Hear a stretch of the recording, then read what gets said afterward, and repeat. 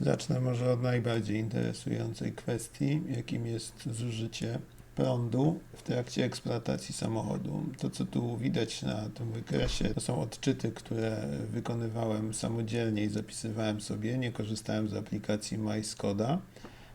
I jest to łącznie w tej chwili 126 odczytów, więc wydaje się, że jest to taka dość miarodajna próba.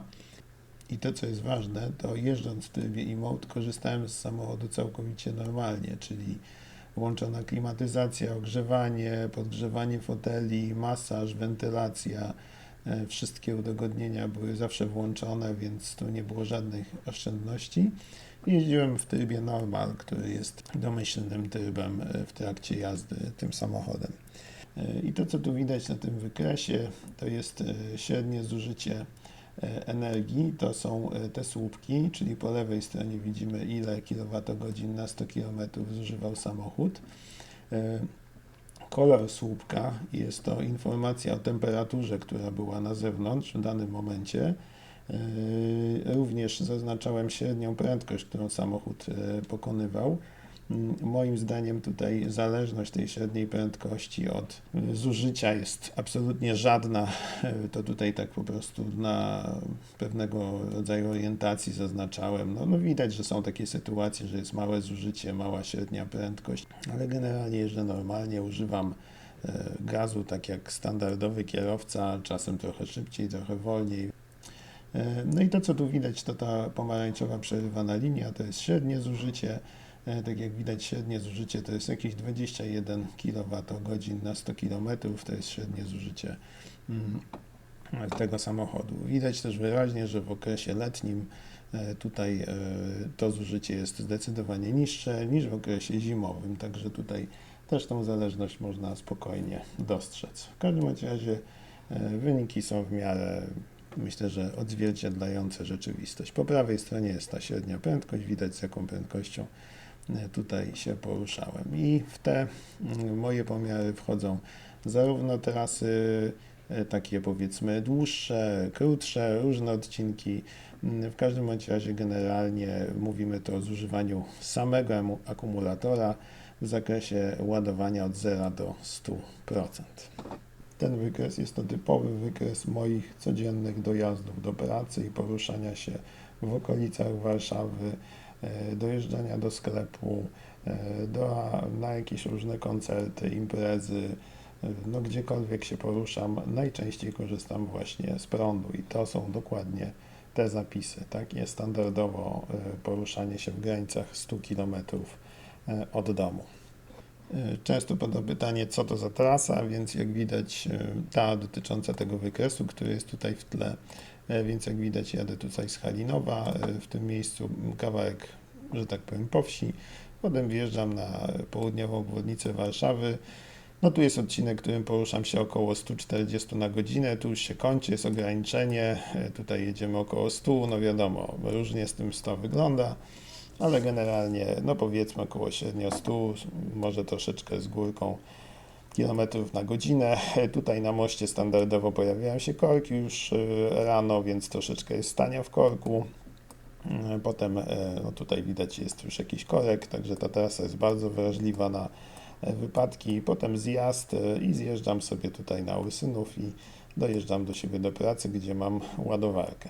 W każdym bądź razie, żeby było jasne, ten odcinek, który ma 27 km, zużywam na nim około 35% baterii, więc przy naładowaniu 80% baterii jestem w stanie dojechać w jedną i w drugą stronę. Natomiast nie robię tego z reguły, ponieważ samochód mam naładowany, tu sobie go doładowuję w pracy dość tanio, o tym będę mówić później.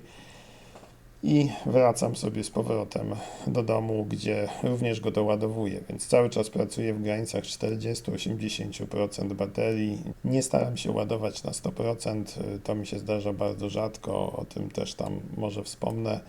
W każdym bądź razie tak wygląda moja trasa i w 100% pokonuję ją elektrycznie. W ogóle nie używam trybu hybrydowego. Na drugim wykresie też wiele osób pyta o to. Jest zużycie paliwa i prądu w trybie hybrydowym, którego używam zdecydowanie mniej. W trakcie całego roku eksploatacji na stacji byłem benzynowej może z 10-15 razy, przebieg mam 22 000. No i to, co widać na tym wykresie, spróbuję go objaśnić, to są zużycia paliwa i energii. Taka dana kropka, która tutaj jest, pojawia się, to jest odczyt, jakie było zużycie w trybie hybrydowym. Jeśli chodzi o paliwo, to tu mamy po lewej stronie, czyli tutaj bardzo niskie zużycie, powiedzmy dla tej kropki, i w tym momencie akurat od razu jest zwiększone zużycie energii. W momencie, kiedy akumulator jest naładowany mocniej, to zużycie paliwa jest oczywiście mniejsze. W momencie, kiedy baterii mamy mniej, w tym momencie zużycie paliwa wzrasta. To, co tutaj widać, to jest typowe używanie samochodu w trasie, ponieważ normalnie korzystając w mieście z tego auta absolutnie nie korzystam z trybu hybrydowego, więc to, co tu widać, to jest około 50 zapisów. Są to typowe, długie trasy. Tak? Normalnie jeżdżone autostradami 140-150 na godzinę. Oczywiście tu nie ma żadnego oszczędzania. Rodzina składa się łącznie ze mną z 5 osób, więc samochód jest zawsze w pełni załadowany. Wielkość kropki, im większa jest ta kropka, tym z większą prędkością się poruszałem. No i to spalanie oczywiście odpowiednio wzrasta. No natomiast za każdym razem towarzyszy mu jakieś tam zużycie energii. No i przygotowałem jeszcze takie zestawienie. Przyjmując, że mam 22 000 km w tej chwili zrobione, samochód ma rok, będzie miał rok dokładnie za 2 dni. Pokazałem, jakie są koszty, mniej więcej. Oczywiście są dwa tryby, tryb e-mode i tryb hybrydowy. Tak jak wspominałem, głównie korzystam z trybu e-mode. No i tu jest cena za 100 km na prądzie.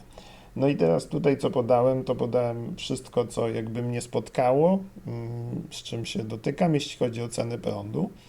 I jeszcze jedna ważna rzecz. Ja przyjmuję tu założenie, że nie mam paneli, a tak naprawdę mam panele fotowoltaiczne, bo to jest bardzo ważne, że ludzie, którzy kupują ten samochód, muszą mieć świadomość jego celu, czyli to jest samochód dla tych ludzi, którzy mają panele fotowoltaiczne. To nie jest samochód dla ludzi, którzy mieszkają w blokach w mieście. To jest zupełnie moim zdaniem bez sensu. Zresztą to wyjdzie tu z tych zapisów. No i teraz tak, przyjmując, że średnio na fakturze mam 92 grosze za kilowatogodzinę, no to przyjmując tą średnią w trybie elektrycznym, którą już mówiłem, wychodzi mi około 19 zł za 100 km przejechanie.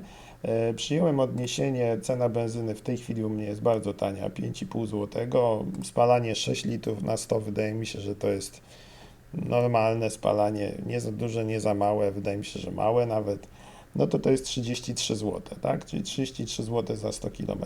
No i tu mamy to porównanie, 19 zł, średnio w domu 33 zł, jeśli chodzi o benzynę. Ja osobiście korzystam z taryfy G12W, co oznacza, że w nocy mam kilowatogodzinę za 46 groszy i w ciągu dnia są też 2 godziny, które zupełnie wystarczają, żeby samochód naładować na spokojnie, te 45-40%, więc tak naprawdę to ja się ładuję po 46 groszy. Ja nadal nie uwzględniam tu, że mam panele fotowoltaiczne, tak jakbym ich nie miał w ogóle.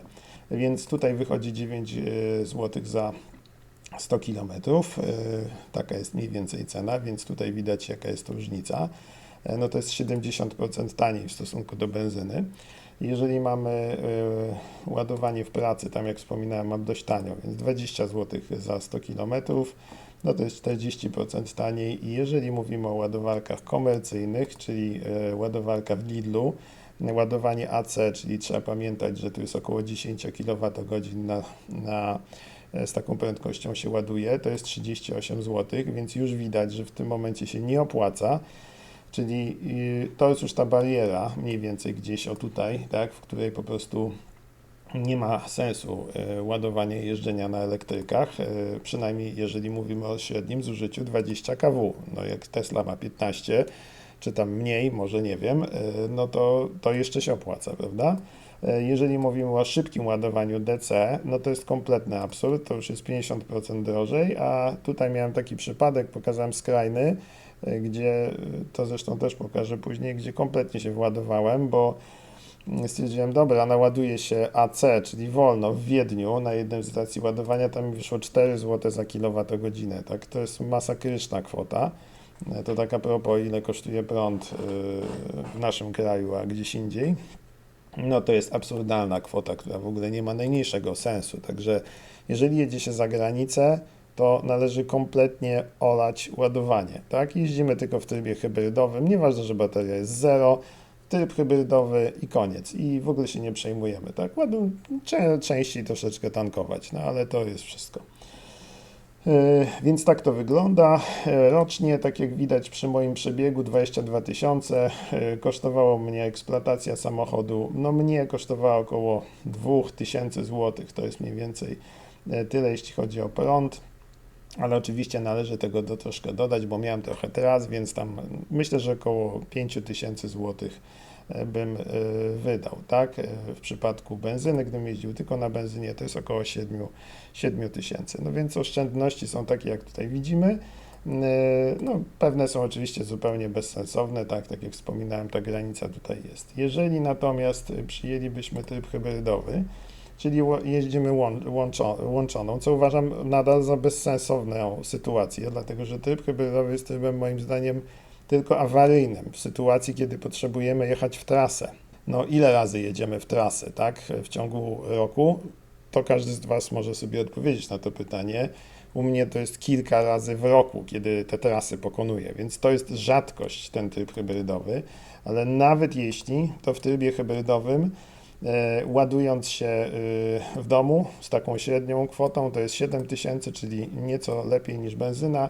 W przypadku mojej taryfy G12 to jest 6 tysięcy, czyli jestem na granicy, tak, gdybym jeździł hybrydowo. Ale tak jak wspominałem, ja nie korzystam w ten sposób z tego samochodu. To jest całkowita abstrakcja. Więc tutaj należy bardzo dobrze się zastanowić, jaki tryb jeżdżenia mamy, tak? Bo jeżeli miałbym jeździć w długie trasy, to jest oczywiste, że kupiłbym diesla, który jest w ofercie i w ogóle bym się nawet nie zastanawiał. Natomiast ponieważ nie mam takiego układu i gro czasu jeżdżę do miasta, do Warszawy i z powrotem, no to oczywiście nie jest to w żaden sposób konieczne, więc można przyjąć, że moje zużycia, jeżeli bym rocznie jeździł, no to jest około 2000 zł za sam prąd. Jeżeli oczywiście dodam do tego panele, o czym jeszcze raz mówię, nie wspominałem, to są takie momenty, bo ładuje się, kiedy jest słońce, a to jest szczególnie ważne, żeby mieć dużą autokonsumpcję w tym momencie, bo jak wiemy, okradają nas zakłady energetyczne, więc wtedy się ładuje kompletnie za darmo, tak? Ale no pomijam tą kwestię, to jest tak, jakbym nie miał paneli, tak? Więc musimy o tym bardzo pamiętać. Ja mam panele na starych zasadach, więc mam dobry układ, natomiast osoby, które sobie teraz zakładają panele, to jest jasne jak słońce, że tylko i wyłącznie ma to sens, kiedy ma się wysoką autokonsumpcję, no albo ładuje się oczywiście w koszty, jakim jest zakup akumulatorów. No ale to jest już kwestia drugorzędna. Nie zaobserwowałem jakiejś degradacji akumulatora, wszystko działa bez najmniejszego zarzutu, jest ok. Do typowej wady fabrycznej Skody należy piszczenie lusterek, które jest regularne, następnie wywalający się asystenci co jakiś czas. U mnie raz na miesiąc. Strasznie denerwujące jest to regularne piszczenie, które po prostu uciążliwe jest w trakcie jazdy strasznie, ale no niestety jest to jakaś tam wada. Raz w miesiącu ten asystent się wywala. Kolejna sprawa, którą miałem, to miałem raz usterkę układu hybrydowego. Widać to na filmie doskonale, że się pojawiło coś takiego zupełnie bez powodu. Samochód wywalił taki błąd i potężny szum silnika. Oczywiście, jak to w tym modelu, wszystko kompletnie przeszło po nocy nieużywania samochodu. Cisza, wszystko wróciło do normy. Miałem też sytuację, w której miałem awarię układu napędowego. Rzeczywiście było to mniej przyjemne, ponieważ samochód po prostu nie ruszył na prądzie. Jeździł tylko i wyłącznie na silniku spalinowym. Błąd ten się pojawił po tym, jak Po prostu wyjąłem wtyczkę z ładowania przed ruszaniem w trasę. No i temat oczywiście zniknął po jednej nocy stania samochodu w garażu. Także znowu elektronika. Taka jedna może irytująca usterka, wskazywanie na głównym panelu poziomu baterii, tu 48%, jest tak naprawdę niezgodne z tym, co pokazuje się na zegarach przed kierowcą. Tutaj dość dobrze widać, że ta różnica sięga tam kilku procent, czasem kilkunastu, tu jest 53. Należy się zawsze sugerować tym wskazaniem, które jest przed kierowcą, nie na głównym panelu. Jest to jakaś tam wada, o której należy pamiętać. Było wspominane na forach, że samochód ściąga. Tutaj wyłączyłem wszystkie kontrole trakcji, asystentów, lane assist. Jak widać, samochód na autostradzie jedzie całkowicie prosto, nie trzymam kierownicy, jedzie idealnie, nie ma żadnego ściągania. Wiele osób denerwuje się na nerwowo reagującego asystenta unikania kolizji. Tutaj jest przykład wyjeżdżania mojego codziennie z garażu. Wyjeżdżam dosłownie na centymetry, potem przejeżdżam między moim starym samochodem a szpalerem traw. Następnie za chwilę będzie widać, jak wyjadę na ulicę. Tutaj też przełączam kamerę w tryb 180 stopni. Jest to super tryb, bo wszystko pięknie widać. Na ulicy stoi samochód sąsiada i jak widać, absolutnie samochód nigdy mi się w miejscu nie zatrzymał. Robię to kilka razy dziennie, jest już 22 tysiące. Zatrzymał mi się ten samochód parę razy i uważam, że dobrze, że się zatrzymał, bo jechał jakiś rowerzysta, ktoś szedł, ktoś, kogo nie widziałem. 7 litrów na 100, jeszcze się doładował, 1 kW, 23 minuty, 66 km, no pewnie więcej było tej prędkości, tak, około. No i to jest moja codzienna trasa do pracy. Oczywiście, tak jak przypominam, bateria była na poziomie 0 cały czas. Fajny przykład, jak się ten samochód zachowuje przy pustej baterii. Przy 145 km na godzinę auto się jeszcze doładowuje. Zużycie, tak jak widać.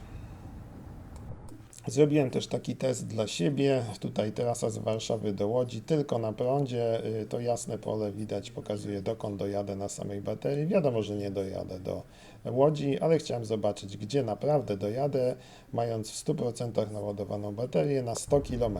I de facto tutaj są poszczególne odczyty. Widać, że przy baterii na poziomie 0 osiągnąłem odległość 88 km, jadąc oczywiście prędkościami autostradowymi. Jeśli chodzi o ładowanie komercyjne, to tu widać ten mój popełniony błąd.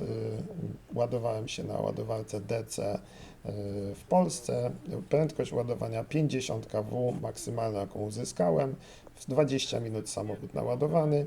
Tutaj w Wiedniu ładowanie moją porażką było kompletną. Za pomocą karty Power Pass Skoda zapłaciłem 4 zł za kilowatogodzinę. Zupełnie bezsensowne działanie. Natomiast w domu ładuję się, korzystając z tej właśnie ładowarki Greencell Hubu. Zawsze ładuję niską mocą 4 kW, ale jak widać Greencell Hubu jest w stanie ładować nawet do 11 kW z 3 faz, które mam w domu.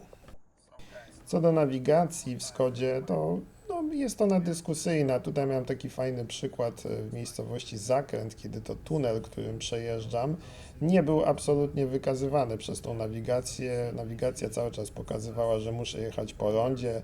Ten tunel ma już 4 lata, więc już naprawdę ma swoje. Napisałem do nich i rzeczywiście zareagowali, poprawili to po jakimś czasie. Widać tu wyraźnie, ten update został wykonany i już w tej chwili jadę tunelem, więc oni rzeczywiście reagują, nawet w przypadku małych dróg koło mojego domu. Z ciekawych rzeczy widać tu wizualizacje, które oni robią, update'ują te modele. To taki dodatkowy gadżet, który ma tam jakieś tam znaczenie. Czy jest to coś ciekawego? Nie, ale lubię tą nawigację. Jest fajna, wyraźna, ma informacje o korkach. Wiadomo, że Maps Google jest lepszy, ale uważam, że to jest bardzo dobre rozwiązanie w tym samochodzie. Tutaj jeszcze parę ujęć, jak wygląda teoretyczny zasięg na baterii przy danym naładowaniu. Należy pamiętać, że tutaj jest ważne, że nawigacja tutaj bardzo pomaga w tym zakresie i optymalizuje jazdę. Tu jest właśnie fajny przykład, kiedy zostało mi już mało baterii i samochód sam po prostu wie, ustawiając na nawigacji cel trasy, że ma po prostu w odpowiednim momencie włączyć silnik spalinowy. Tu widać, że ten silnik się włączył, żeby po prostu nie dożynać tej baterii do końca. Więc to nie jest tak, że ten samochód za każdym razem po prostu zużywa baterię na początku. On ją optymalizuje. Też fajnie widać na tym przykładzie, przy prędkości 150 na godzinę, on też jedzie tylko na baterii. Proszę zobaczyć, że silnik jest niewłączony i on sobie tutaj w trybie żeglowania spokojnie jedzie. Dlaczego kupiłem plugina? No dlatego. Jest kompletna cisza, nie śmierdzi w garażu spalinami, spokój, nie denerwuję się niczym, tak samo wjeżdżam jak i wyjeżdżam, jest po prostu cisza. Jeszcze odnośnie tych foteli, bo tam ktoś narzekał, że to słabe są te fotele, to jest 20 000 przejechane, ja tu głównie siedzę, tu opieram łokieć, tu siedzi żona. Tutaj też opieram łokieć. Dzieci jeżdżą rzadko. Wyglądają tak. Nic kompletnie się nie przeciera, nie przebarwia. Wszystko jest ok. Sporo osób narzeka, że ten samochód nie ma napędu 4x4. No to ja stawiam otwarte pytania. Po co mi napęd 4x4? Jeżeli trasa do pracy u mnie to właściwie drogi szybkiego ruchu. Nie ciągnę za sobą przyczepy. Większość roku jeżdżę tak naprawdę do pracy, a nie w trasy. Zależy mi na jeżdżeniu ekonomicznym. Auto przyspiesza bardzo sprawnie, bez zrywania przyczepności. Większość dni w roku pogoda jest taka, że w ogóle nie wymaga napędu 4x4. Śnieg mam przez kilka dni w roku. Napęd 4x4 to przecież zwiększenie ceny i wagi auta. Kolejny mechanizm wymagający przeglądów. No i nie wspominając o tym, że nie ma się w nowych autach kontroli nad jego załączaniem. Jest to kolejne obciążenie dla baterii napędowej. Podsumowując, jestem zadowolony z tego samochodu. Nie jest typowym elektrykiem, więc nie stresuje mnie jazda w trasie. Jest oszczędny, wygodny i generalnie jeszcze mnie nie zawiódł. A poza tym podoba mi się.